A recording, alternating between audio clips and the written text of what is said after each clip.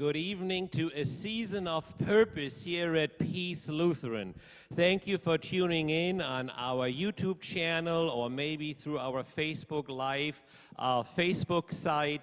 Here at Peace, we are excited about a couple of things. We are excited to witness and to see how God is impacting lives, how God is giving hope and strength to people as they deal with challenges, and it is exciting to partner in God's ministry in that way. And we are excited about transforming the community through the light of Christ. So as we are rolling out the season of purpose here at Peace over these next few weeks, you will be hearing online from some of the people that they have found their way to Peace in some way, shape, or form, and they will share testimonies about some of the stuff that has been going on in their lives and how God gave them strength to deal with. Now, this evening, this afternoon, it is just great to have you, Tyler and Svitlana, Lana, here with us. You've just, made your way to Peace about a month ago or so, something like this. And we had the opportunity to meet and to talk a little bit. And I have just been blown away by some of the things that you went through in your life over these last 2-3 months or so, maybe 4 months or so. Now, Svitlana, you lived in southeastern Ukraine, in Kherson Oblast. That's correct. I probably mispronounced that totally. Yeah, I did. All right. And Tyler, I found when I was kind of preparing for this, some of your story was on CNN, on their website here. I learned there also that you are a native of Minnesota, from the beautiful city of Winona, Minnesota, which I actually know. Well, know is exaggerated. Been there. And, it read here that the State Department, the Senator of Minnesota, Amy Klobuchar, tried to really get you back to the U.S. Give us a little bit of a background of what happened. You guys were in Ukraine when the war broke out. Give us some background, what happened, what you guys were doing there, so to kind of understand some of the story.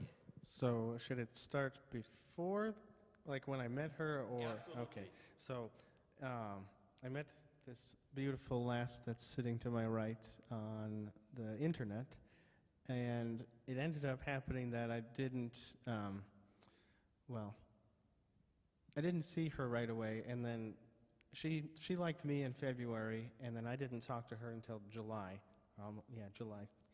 Talking last year. Yeah, of last year. Yes. We talked until August, and then she decided that she wanted me to be a native speaker and teaching in her English as a second language school. And I decided I'm going to move from America and go live in Ukraine. And then we finally met a couple of months after being there. We married in January.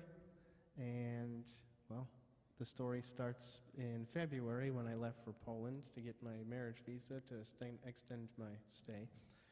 And when I came back 4 days later, Russia decided that they no longer wanted peace between Ukraine, and we were stuck there for 16 days. Now, where you lived, it's right on the border to the Russian Federation, right?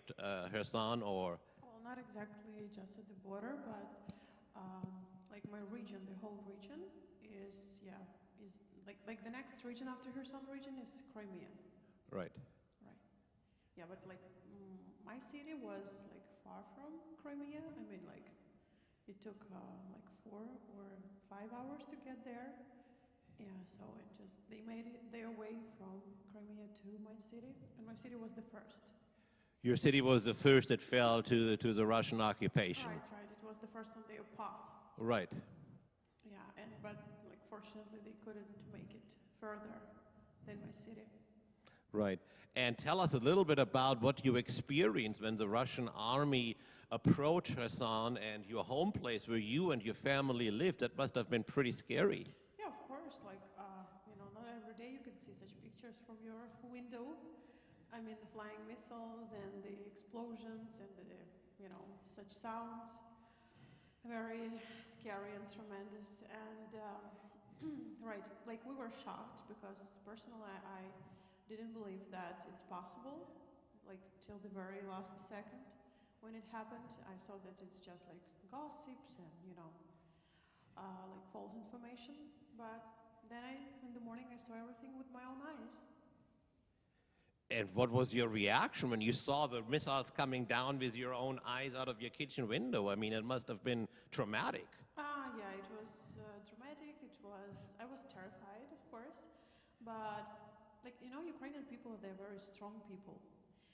We're very resilient. That's why the first things I started to think about is like, okay, I need to get my daughter from my mother. Okay, I need to withdraw cash because probably there are going to be queues near the cash points, and I need to pack my bags and think where I should go to save me and my family. So yeah, I was very like I was aware of what to do by somehow, I don't know. And if I remember right, Svitlana, you mentioned that you had some exchanges with Russian soldiers that then got into the city as far as talking to them. Yeah, it's like when we decided that Tyler had an opportunity to go to leave Ukraine through Crimea on the buses which were offered to foreigners who were in Kherson at that time. Yeah, we came there and he went to the bus and I saw the Russian soldiers. I don't know why I started to talk with them, but it was just some, like interest inside of me because we had so much pain because of them. And I said, like, why did you guys come here? Just why? And he said, well, you know that if we didn't come, then Ukrainian Nazis would Ukrainian Nazis will. Yeah. Ukrainian Nazis would like attack Russia, and it was really, it sounds really ridiculous because it's like I don't know, it's like Fiji attacks the States. Mm-hmm. I mean, yeah, we're comparatively small country, and Ukrainians are very peaceful, and they never want to make war. So that's why it was like I saw that his mind was very, how to say that, like, sorry.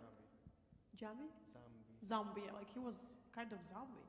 I said, okay, like, so then if you think that we have such problems here, why am I speaking to you in Russian then? Because they were screaming. You are a Russian speaker, right? Yeah, I'm Russian speaker, like almost all the south of and east of Ukraine, it's like historically appeared that it's Russian speaking. Yeah. People speak Russian mostly, right? Yeah. And it's not a problem. I mean, our government, Ukrainian government, never persecuted us for that. So we have a freedom of speech, a freedom of will, a freedom of vote. We are free people, and probably that was the biggest thing that frustrated Russians because, that their life differs from ours a lot. So Russia was envious, or the government, of the freedom that Ukraine enjoyed and the prosperities that followed the freedom compared to what's taking place in Russia. Yeah, that's correct. Because that we have a new president, Right. And yeah, I always supported him, and he was like a fresh breath for all Ukrainians. And what started to happen when he came to the government, we started to have a middle class, which we didn't have before. Because when we had our previous presidents, we had just like the lower class and like poor people, rich people. That's all. But when Zelensky came, was like the middle class started to develop, to grow. A lot of private enterprises were opened. Like I personally started my own business when he was a president. That's why like I was extremely satisfied with his ruling, and of course, like we had very good roads. Because he started a big building, something like that. I don't know how to translate it properly into English, but it was like a presidential program called a huge building. And we had like real European roads. Yeah. Yeah. Russia. Right. Some of them, well, not some of them, I mean like all people who live in villages, in Russian villages, they don't have a toilet in the in the house. Right. It's like it's separate. It's remote. Right. You need just to walk Yeah. like for 3 minutes to the toilet. So yeah. Then Tyler, then you had the opportunity on a bus to get to Crimea. Tell us a little bit about how that came about. Well, this lovely lady decided to contact one of her students who helped us get in contact with the people with these buses, and they're carrying mostly Turkish people to Crimea, and then they were going to fly from Crimea to Istanbul. So I took this bus ride for like 6 hours to the border at Arminsk. They let me pass, everything was fine. I get to another checkpoint, and then they like start holding me, questioning me, send me out to the bus, and then bring me back in, question me more, send me back out after they fingerprint and copied my passport. Then they bring me back in again and question me and record me as I'm saying these questions. Sent me back out, and then one last time, right before the buses left, they pulled me off, and they kept me there until 6 o'clock in the morning, trying to force me to sign a document that they were claiming that it only could hold me for 48 hours, but I knew it wasn't true because he just kept saying the same thing over It and was a over. document in Russian language? Yep. Were you able to read that document? So No. they just asked you to sign a document that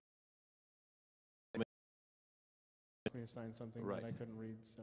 So who was it that was interrogating you? It was the border, FSB agents. The FSB agents, okay. And then the following day, after they took me to a little prison with armed Russian army guards, they took me out. They took me to an actual Russian court and charged me with 10 days in prison. And What then, was the charge? I didn't show my passport, is what they claimed. Okay. Just you need to understand that this is the way Russian law works. I mean, there is no law.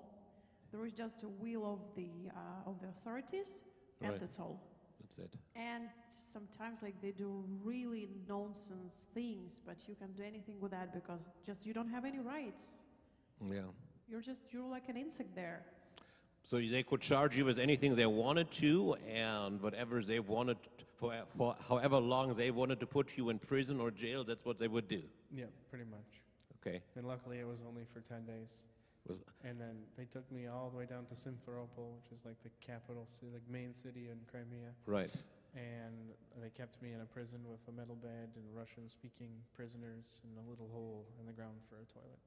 So how did now people in Minnesota, your mom, Senator Klobuchar, how did they become aware of what was going on? Well, this lovely one said that she thought I was detained because somebody from the bus spoke to one of her friends, and then she got in contact with my parents. And then after 3 or 4 days, I said that you were detained after my dad watched TV and he saw you on the news. That's all. Right, because I was on Channel 1 News. Yep, right. You were on Channel 1 News in Russia. In Russia. You were a celebrity in Russia. I was, actually. I'll get to that point. Right. So now they're preparing me to checking me over. They made me strip down to make sure I didn't have anything, squat down so I wasn't holding weapons. And they were digging through my bags, and being a young couple, freshly married, I had a bunch of condoms in one of my bags. And they opened it and dumped it out, and it just rained 15 condoms. And they were like, "What is this? Your wife isn't here." They're yelling it in Russian, and I didn't really fully understand it. But there was a Russian soldier who was speaking, translating to English for me, and he told me, and he was laughing and shaking his head. But then they finally take me away at midnight, take me there. I have to do all of it again for the 3rd time at the final destination. I go through this prison for a while, and then finally a younger gentleman comes in, and he asked me if I had a phone, and if I wanted to communicate with anybody. And I told him that the FSB had taken my phone, and they were questioning me as a spy and everything. And then he finally was able to reach out to her through Instagram, and we were playing a game of Telegram back and forth. So it was one message in and one message out per day, but at least I knew when and how she was getting from Ukraine. And at least we knew that he was alive. Yes. Yeah, and I was from Kherson to Moldova and from... Was worried about him because he, you know, like I felt a little bit responsible for what happened because he came to Ukraine, he came to my country, he came to my city, he came to work in my school. So, yeah, I was really worried about him. So, Svitlana, then you escaped or you got out of Ukraine, you crossed to Moldova, is that correct if I remember, or to Romania?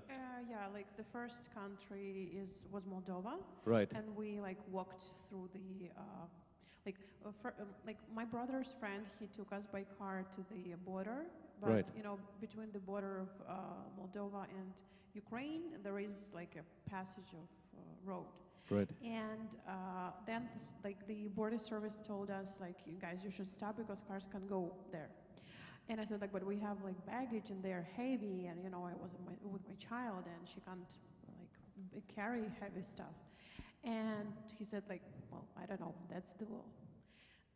And when we came closer to the border, there were some cars with people. They were volunteers from some church like from churches. Churches, organizations were working there on the border too. Right, they were, right. And there was a guy with a van, and he was collecting people, women and children, and he said like, please take your seats. I will pick you up to the Moldovan border, and you don't need to pay anything. Like, if you're hungry or you're thirsty, just let me know. I will bring everything. Yeah, and we sat in the car, and then we started to pray. Yeah. He started to pray. He started to pray, yes, straight away. He said, okay, so let's pray for Ukraine. Let's pray for Ukrainian women.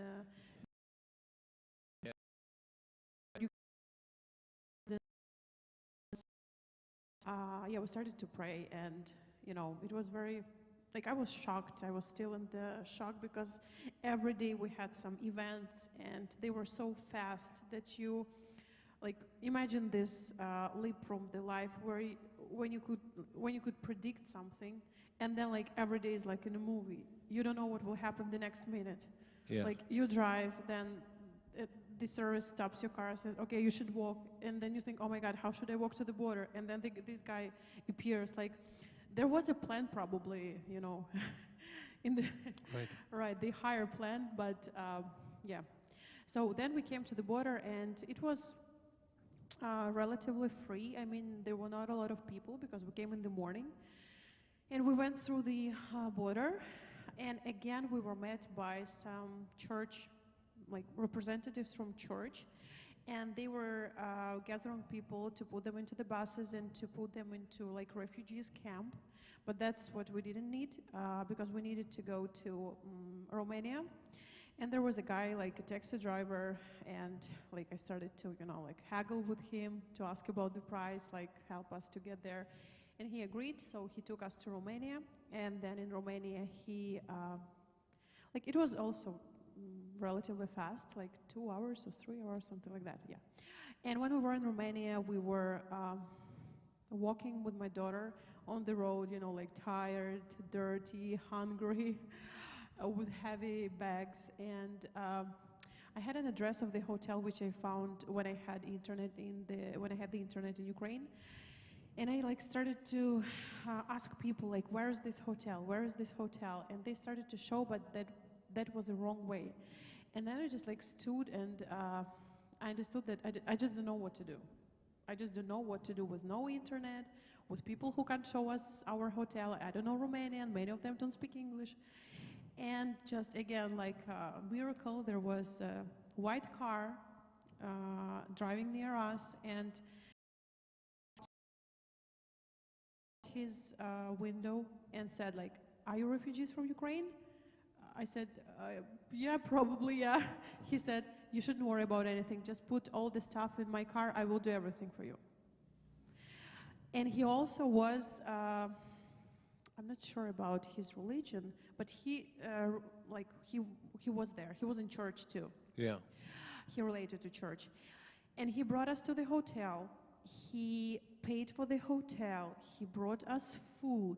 He left his phone. He said, like, what are you guys going to do next? I said, in the morning we have a flight from Yassi to Istanbul. Yes, to Istanbul. But, yeah, but it was from Yassi, Budapest, and Right. Istanbul. And he said, like, what time? I said, it's like 4 or 5, and you know that you need to come to airport in advance. Like at 2 we should have been Right. there. He said, no worries, I will come and pick you up. You don't need to do Wow. anything. I will just come and pick you up.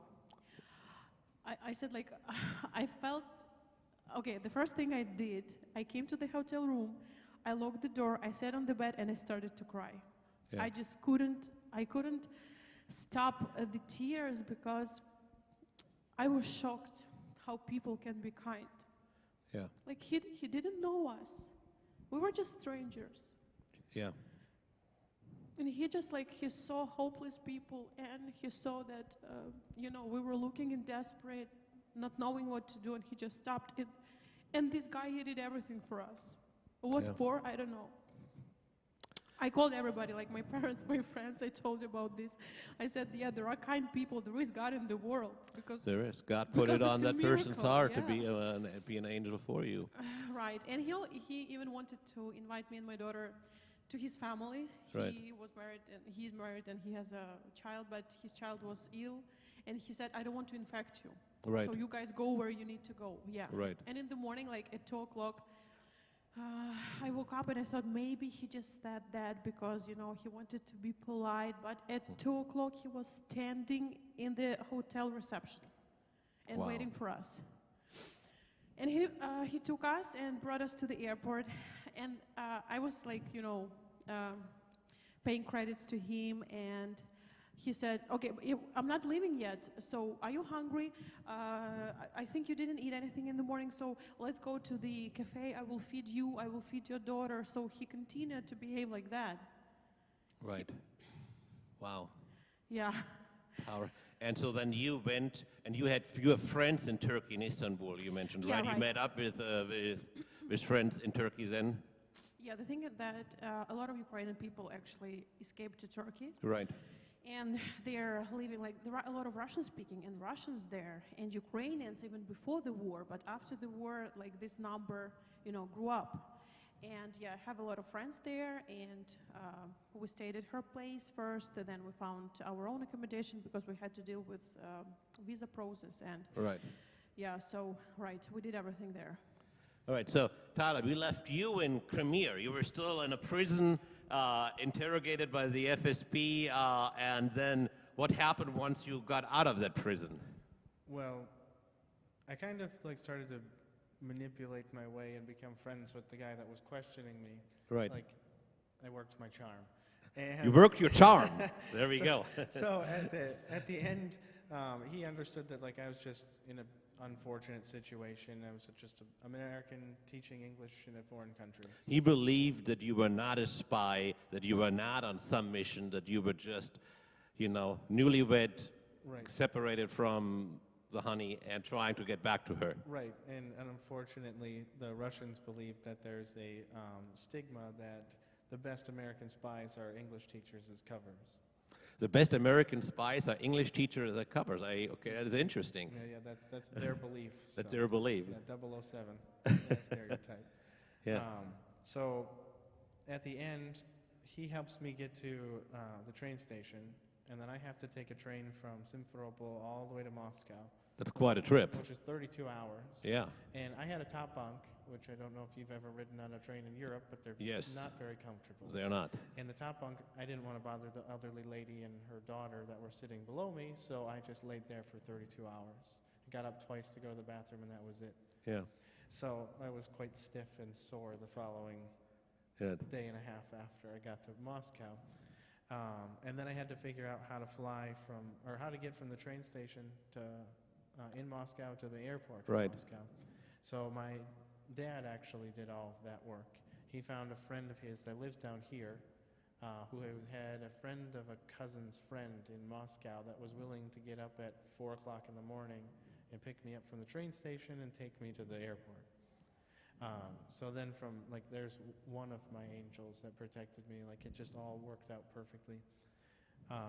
And so she took me to the airport, showed me around. I got to see the Kremlin and some of like the major historical points in Moscow. Right. She brought me to the airport, and then she goes, "Hold on, I have something for you." Okay. It opens her trunk and gives me this giant paper bag with like $60 worth of food in it, water, Right. bread, like everything. Right. And I was like, "You didn't have to do this." And she goes, "No, no, no, you need to eat. Like, I know what you went through. Like, please, I don't want you to have a bad impression of Russia. It's not all of us. There are good It's just people a in couple." Russia. Yeah, there is some good people in Russia. Yeah. So then I get on the plane after going through customs and having a big nightmare with that, trying to cross the border again with FSB. Backtracking though a little bit, when I was still in Simferopol trying to get my visa so I could leave properly, when we were at the police station, the 3 women that were like working it, all of them were like, "Oh my God, he's the one from the news." He's the one from. They recognized Yeah, you. they recognized me, so there's the proof that I was famous in Russia. Yes, there you go. So then I finally get on a plane from Moscow to Istanbul so I can meet up with this lovely lady again. And it was a 4.5-hour flight because I had to fly all the way over Belarus, over Right. Poland, and then down and around. And normally it's like an hour and 10 minutes. Wow. Yeah. So I got there, I met with her. We had about 3 days of amazing time, and then she decided that I needed to go home because I needed to work on getting everything done for our visa process. So then 2.5, or about 8 weeks later, right? Yeah, 8 weeks later, from the start to finish, I got them both visas. Wonderful. Tell me, Tyler, on this whole journey from moving over to Ukraine to get married to your newly found love, now wife, working at the English school in Kherson there, then, escaping through Crimea, being interrogated by the FSB, being in prison there for 10 days, being brought to Moscow once again on the airport, dealing with FSB agents and everything. How did God sustain you on that journey? And as I asked the question, the thunder is striking really loud, so. I think that's God telling me that I need to tell this story properly. Yes. So while I was in prison, the first day I got there, the first thing I did was I was just sitting there praying, like, "God, please help me get through all of this. Like, I need your help. Yeah. Like, shine the light onto my path." And every day, every morning, before I ate, I always prayed. Like, I never really did that before. I just didn't. I was like, well, my chest, like, we are all God's temple. Like, we have the Holy Spirit. So I didn't believe that I needed to do that. But once that all happened, like, I do it all the time now. And, like, I believed that faith would get me through all of this and God would protect me. And the moment that I heard she was going through the route that she did, like, almost every 30 minutes I was praying for, like, safe guidance for her to get through. Right. So, but it's for me, what is incredible listening to the both of you on your journey, I mean, it just seems like in the right time, God sent the right people to cross your path, and they were there, and they had their hearts open to bless you, to be there for you, whether that's food, whether that's, giving you transportation, or whether it's something else. But for me, that is also, for looking at our ministry now in beautiful, safe and sound Southwest Florida, God is, using us to be there for others, to keep our hearts open, to keep our minds open and to be ready to just, to be there for someone. And the way you experienced that, in Moldova and in Romania, in Moscow, in Crimea, it is pretty incredible, that we can truly rely that in those moments, God is going to send the right people to point us into the right direction.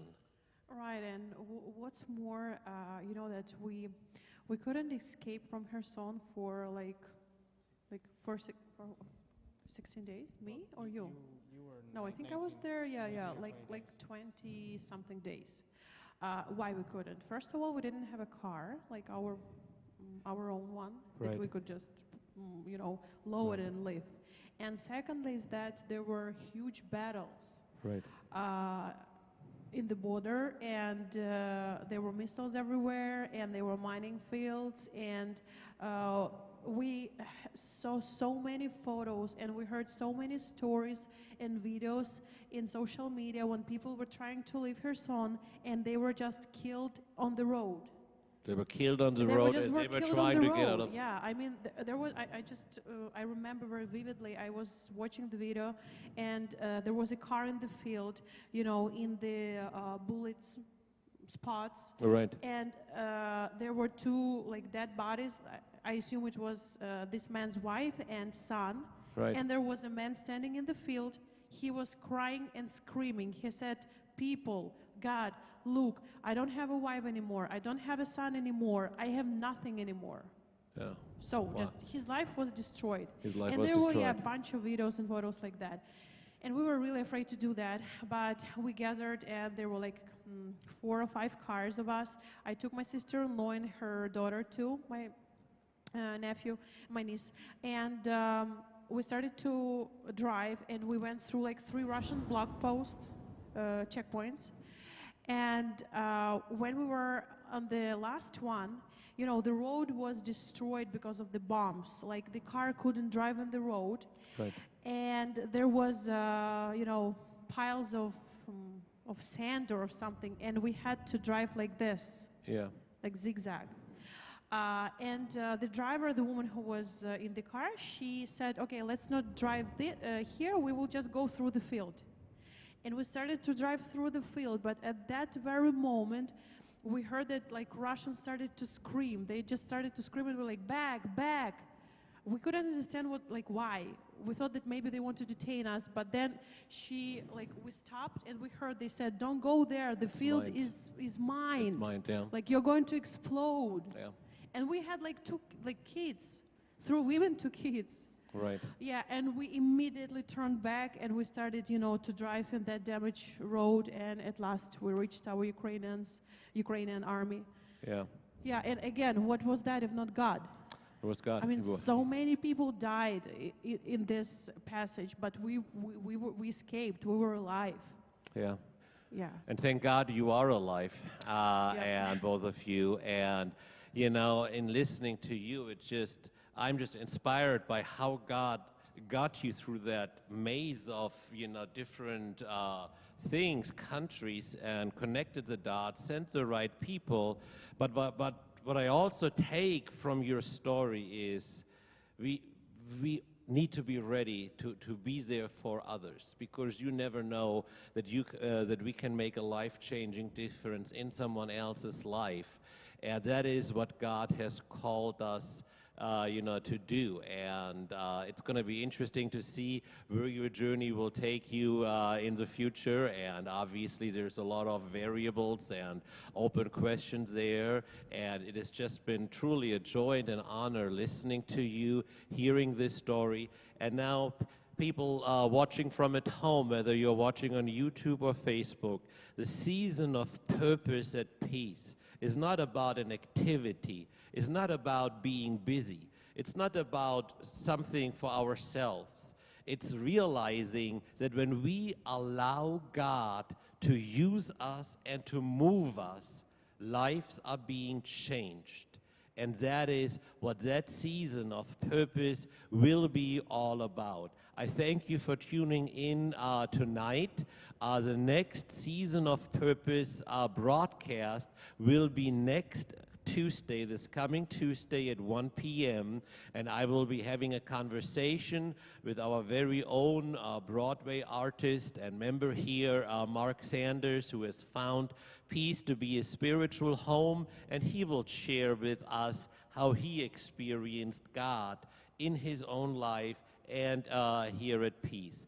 Thank you very much for tuning in, and I hope you will be part of the season of purpose here at Peace in beautiful Fort Myers, Florida. Thank you.